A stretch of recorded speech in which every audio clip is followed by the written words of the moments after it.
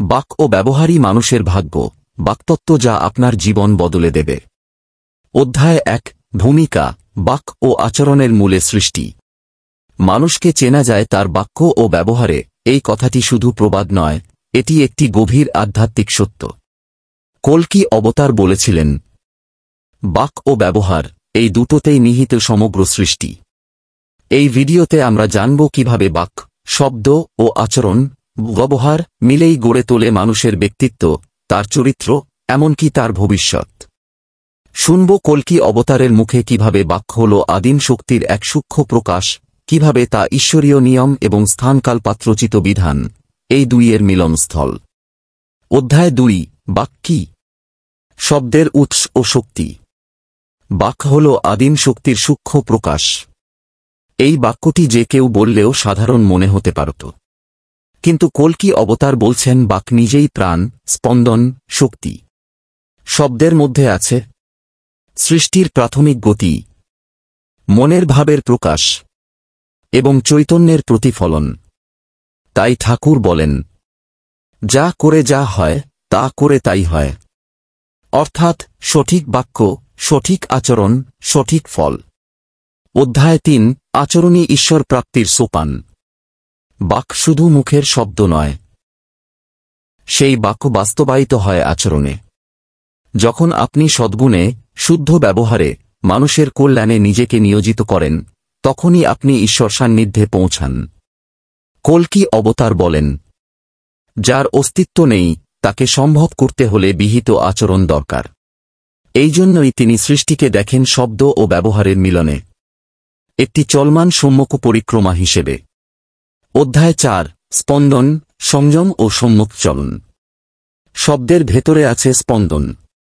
এই স্পন্দন সৃষ্টি করে ভাব, আকার, কর্মফল। মানুষ তার জীবন প্রবাহে যতবার নিয়মিত, সচেতন অনুশীলন করে, ততবার সে শব্দকে রূপ দেয় সচ্চরিত্র আচরণে। এটাই সম্মুখ চলন, যেখানে ধ্বনি, শব্দ, বাক্য, কর্ম সব একসঙ্গে মিলে যায় ঈশ্বর নির্দেশিত পথে। অধ্যায় 5, আচরণ ও অভিব্যক্তি, মানুষকে। একজন মানুষকে তা বোঝা যায় তার আচরণে, বিশেষত যখন সে অসতর্ক থাকে। কল্কি অবতার বলেন, মানুষ প্রবৃত্তির উত্তেজনায় যা বলে, যা করে, তাই তার আসল পরিচয়। তবে আশা থাকে যে কেউ উন্নত বাক্য ও ব্যবহারে অভ্যস্ত হতে পারে। এই অনুশীলনই তাকে ভালো মানুষ, ঈশ্বরানুগ মানুষ করে তোলে। অধ্যায় 6, ডেভেন ওয়াও, ঐশ্বরিক আইন বনাম ডিসক্রিট ওয়াও, বিচক্ষণ আইন। ঠাকুর একটি গভীর সত্য প্রকাশ করেন। 2 ধরনের বিধান আছে। 1, ডেভেন ওয়াও, সার্বজনীন বিধান। 2, ডিসক্রিট ওয়াও, স্থানকাল পাত্রভিত্তিক বিধান। উদাহরণ যেমন, ডেভাইন ওয়াও, মদ্যপান অনুচিত, কিন্তু ডিসক্রিট ওয়াও, কোনো ব্যক্তির শরীরে ও চেতনায় মদ একটু উপকার করলে মাত্রা মতো তা গ্রহণ করা যাবে।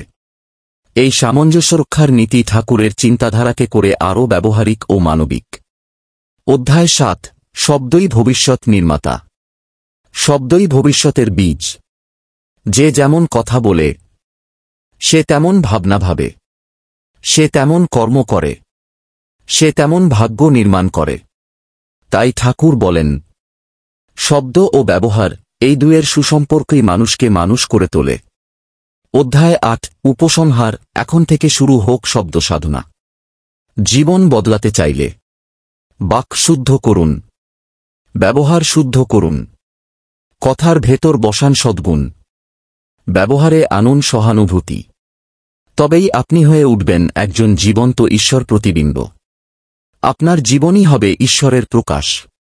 এটাই ঠাকুর কল্কি অবতারের বাক্তত্ত্ব। আপনার মতামত জানান কমেন্টে, সাবস্ক্রাইব করুন আমাদের চ্যানেল, শেয়ার করুন, লাইক করুন।